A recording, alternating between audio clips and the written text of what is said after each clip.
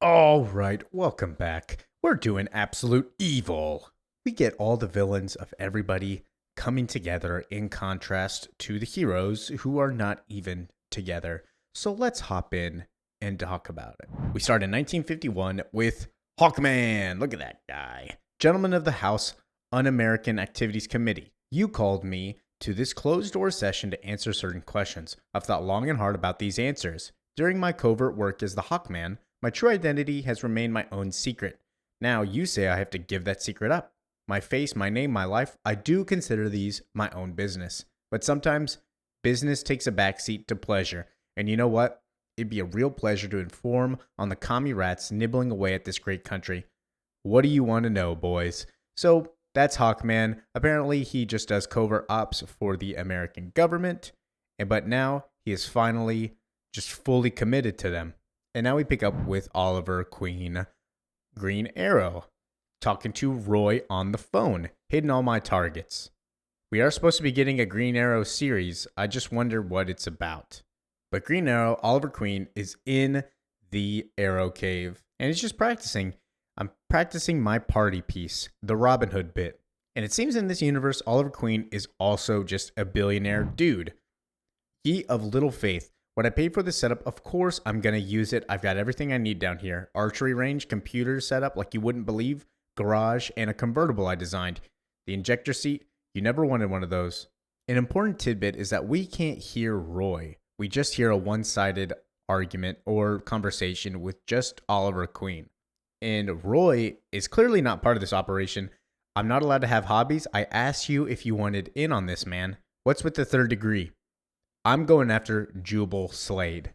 Now, don't get Jubal Slade confused with Slade, actual Deathstroke. It's another person. He's usually like a slumlord, so in this, I guess he's a little bit different. But apparently, he's got an island, all private flights, kids. Yeah, he owns the cops, so he's a billionaire. He's basically just Epstein. Will we see more of him? I don't know. And Green Arrow goes into why he's actually doing this. Somebody's got to do something. Why not me? I have all this stuff, all this money. What does it do? What do I do? What are we actually doing here? Any of us? Because something is killing us all. Some morale cancer. It's rotting us inside. And we do get a bit more on that. The morale cancer of this universe. As he continues his conversation with Roy, don't tell me to calm down. I mean it. You can be in or out, but I'm serious. I'm going to make a difference in the world. This is always the direction I was headed. And then we leave him and go see somebody else. This is Hector Hammond, famous Green Lantern villain. He's not a piss cloud, giant, big-headed dude like in the movie and the comics, but he's talking to Jubal. Guy turns 40, gets gray hair, gets ideas. I bought a Maserati. Green grew a conscience. It happens. Just take a breath out there. What can he actually do? He's just reassuring. It's okay, Jubal. Green Arrow, it won't be a big problem. But he tells Jubal, give me a month and this will go away. 5 million, chump change. And then we're good. And then Hector Hammond enters this room and gives his phone away to one of the security guards and sees a big group of people. Hector Hammond. So glad you can finally join us. I'm Veronica Cale, National Security Advisor. I'm the boss. So who's in this group? We have Veronica Cale, who is a Wonder Woman villain. We have the Joker on the very right. We have Ra's al Ghul from Superman on the very left. And then sitting next to the Joker, we have Thawne from Flash. I can't remember her first name, but it's Thawne. So that's our little group here. We haven't really seen anything of the Joker yet besides like preludes to what he's going to become. And Hector Hammond comes in joking, I'll take a macchiato. This is not the time for games. Not the time for play. Speak of work or do not speak. Ra's al Ghul, everybody. But he threatens Hammond. If you don't know what that means, be glad and be silent. And even Thawne pipes in. I have to side with Mr. Al Ghul on this one. Our time is more valuable than any resource on Earth, Mr. Hammond. Far too precious to waste on jokes. And then the Joker says, I don't enjoy jokes. And his eyes are terrifying because they're not like normal eyes. They're just too beady. I can't wait to get more of the Joker, but he hasn't done anything yet. And so Cale goes on, okay, let's begin, everybody. In 1939, chemist Wesley Dodds gets rich off his patents for improved anesthetic compounds. Soon after, a masked detective called the Sandman makes waves in the society pages armed with a non-lethal sleep gas. Wesley Dodds is young, idealistic, romantic. It's not hard to put two and two together. Even before Dodds is found shot dead in his Sandman suit, his basement laboratory's been ransacked. A year later, the U.S. military acquires some new and very lethal nerve gas weapons. Was that lethal gas brewed from Dodds' stolen notes? Ask the conspiracy theorists. Did it win us the war? Ask the historians. They'll both say yes. So that's Justice Society member, the Sandman, gets basically murdered, and then they stole his notes, used it in the war to win the war, and that's it. Nothing. He didn't do anything else. He didn't get any recognition. Just kind of left there. In 1942, Gotham City Ted Grant, a professional boxer, is framed for murder by small-time hoods. Grant's young. He's romantic. He puts on a cat costume, beats the hell out of him, and clears his own name. Calls himself the Wildcat. The neighborhood eats it up. So he busts some more small-time hoods, then medium-time hoods, working his way up. On a stakeout, he overhears a factory inspector taking a bribe from a munitions magnate to look the other way on safety hazards, and then he comes into $50,000 tax-free. That's the end of Wildcat. Grant buys a gym, trains a couple of champions, dies peacefully in his sleep at 81. And then 16 people die in a workplace accident in the factory over the next 5 years, making that gas I mentioned the one that won us the war. So maybe taking the money was the most heroic thing Wildcat ever did. Justice Society Wildcat. Also a chump. Next up, Iron Monroe in 1951.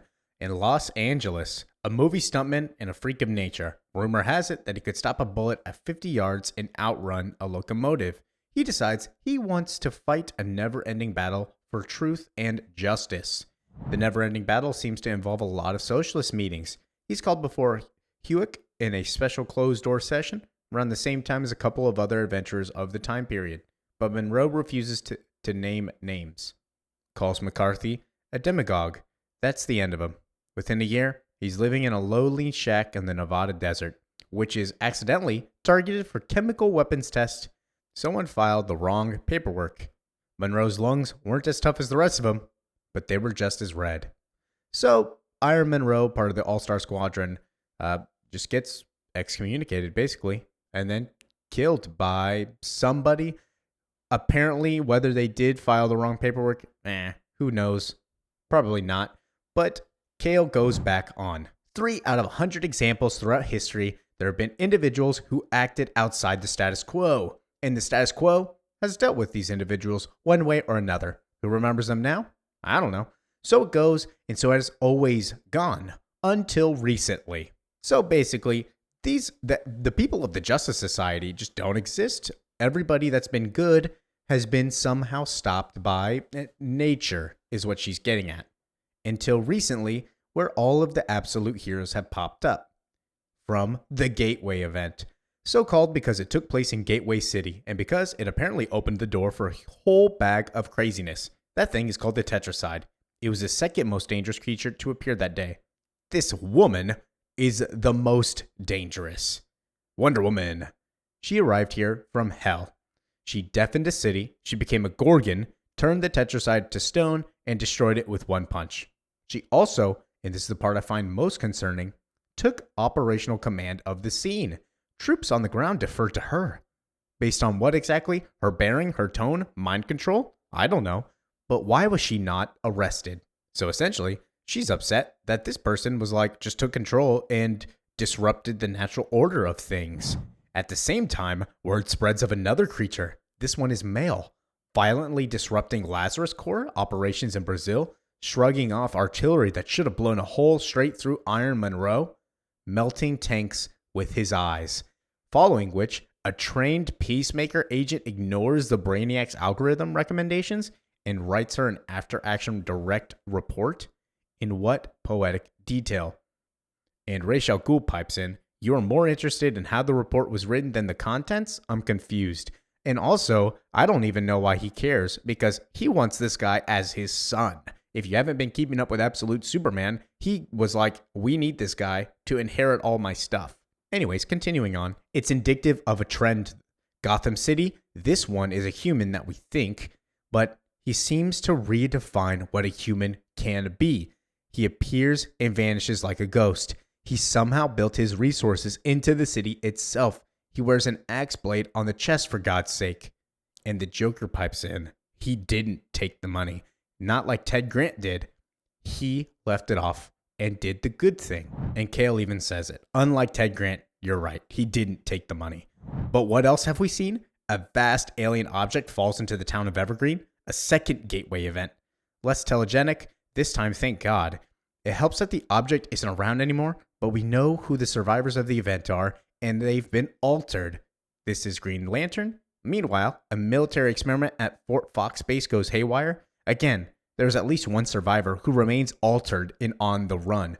Absolute Flash, which we haven't even done yet. We probably should do that. And what about the other beings that are out there? What forms do they take? Are they even corporeal? We don't even know. We can't know. And she doesn't know about Absolute Martian Manhunter, but that is who they are talking about. But we do know that these things are escalating. These new threats are more dangerous than any before them. And the greatest danger they pose is not what they can do, but what they convince others to do, what they can inspire. Peacemaker agents ignoring protocol, military officers taking orders from civilians, seasoned cops refusing to open fire on a man dressed as a bat. There is order in this world. There is a hierarchy. These things make a mockery of that. They could topple everything if they're allowed to, if we allow them to. Previously, we could all meet these threats individually. I no longer believe we can. You all have private resources, as do I, as National Security Advisor and Director of Area 41. I have additional government resources. But if we don't put all of those together, if we don't work together, these monsters will take our world apart. So, these people that keep piping up are a threat to the natural order of things. They make sure they make people question, and we can't have them do that because we want to keep the natural order of things. They cause chaos when we should keep everybody calm. And for some reason, these people are too much for one of us to deal with them. We need to come together to take care of them individually as one. That's to sum up what Kale is saying, because she's saying this could steamroll into if these heroes show up and do these things, then we'll just get more and more heroes that will pipe up. Soon we won't know what to do. And Hector Hammond says, no, that sounds bad. I get it. Uncle Sam's hard up these days on the Begging Bowl. Comes with the scare story. But nobody's scared because the point of that little speech is that people like us always handled them. Talking about the previous Justice Society members. And he says, frankly, I don't need any help. And Raish says, I do think you do. And Hector says, oh, well, you got that wrong. I got rid of the Green Lantern, didn't I? If I've got a problem, if any of my friends have a problem, I do not need Lazarus Corp to help solve it. And then Raish and Kale say, Mr. Hall, who is Hawkman, can you come in, please? And he walks in carrying Oliver Queen's dead body. Do you have any questions? So Hawkman, who is assigned, I guess because he got rid of his identity, is working with the government, has become this thing. I don't know if he's evolved over the years, but he looks way scarier. And Ra's al Ghul goes on. This is how we solve problems, Mr. Hammond. Not in a month, in a day. No sitting around the table, no chump change, no games, and no jokes. And then Thawne pipes in. Was this a murder or covert assassination? Is this a threat of some kind? Blackmail? What's the point of all this? And Kale says, this is a demonstration of what power can do for money and what money can do for power. How difficult is it for you to get intel on your little escaped experiment from Fort Fox, Eleanor? That's her name, Eleanor Thawne. How much effort did it take for Hammond to be the first one on the scene in Evergreen? How many millions? How many favors? Next time, and there will be a next time, you can each make one phone call. Unless Lazarus calls first, I suppose it's a bidding war, but I do agree with Hammond. I don't think I need help. We're not friends. And then the Joker actually says something. We have no friends. We are not friends. Can I please have the floor? And I wonder if they know about the Joker's precedent, because they all seem kind of terrified. Even Brainiac, who's watching, is terrified. Because as far as we know, he's a demon. And Alfred even calls him like the man of stories. But the Joker goes on. Thank you. I'm going to share some recent research from Particle Physics Laboratory under my aegis. Needless to say, this is proprietary information. If any of you tell what I'm about to tell you and it goes outside of this room, I'll take it very seriously. The Higgs boson is known in popular science as the God particle. It's considered by many to be the final piece of the puzzle of quantum mechanics, that one elementary particle that confirms how the universe works. They're wrong. Last year, we found a better one, the true end of the search. We call it the Omega particle. Studying it has revealed fundamental truths about the world we live in. This particle forms a basic building block of all creation, and now we know how it behaves, how it reacts, what it reacts to. This particle, this energy, it has a spiritual dimension to it, a moral dimension. So let's break down what he is saying. So the universe has a small particles that affect everything called the Omega particle, obviously created by Darkseid because this is created in Darkseid's image. So as all the bad things are basically pumped up and all the good things are pumped down because the moral principle of this is a bad universe, so bad things are rewarded by existence, by nature. You're telling us that a subatomic particle understands good and evil? You can't be serious. No, he doesn't joke. He never jokes. Okay, thank you, Ra's al Ghul. The fundamental forces of this universe trend in one direction. And now that we know, that includes societal forces. Gravity distorts the universe, and so the river runs and the curtain falls. The yoke is heavy. We accept that. Man is tethered to the earth. We do not believe a man can fly. With this discovery, we must now accept that there is a moral gravity pulling down, keeping everything that is in its place. Existence is ordained. Water flows downhill. Those who have not, have not. The richer get richer. The poor get poorer. Some hold the winning cards, and some clutch at a handful of jokers. This is not chance. This is not accident. This is by design. The sore losers in this game of life see their fate woven in the fabric of creation and rail against it, call it doom. There is a philosophical term for that perspective, the just world fallacy. And imagine being so twisted, so filled with hate, so paralyzed by fear. Imagine thinking it a fallacy that the world could be just. So basically, the villains are our heroes because they go against the natural flow of the universe. They don't believe that the system is just. So these people want to just keep the system just the way it is. The world is just. We have evidence, not of doom, but of natural order, worked upon the world by a higher power. If spoiled little anarchists like the late Mr. Queen here would stand against that order, I call that injustice. And injustice must be fought. Chaos must be fought. We must fight it, and how can we fail? God is on our side. So are we friends? We are not. To claim friendship with any of you would insult you. To succumb to friendship is against the moral order. We can be allies.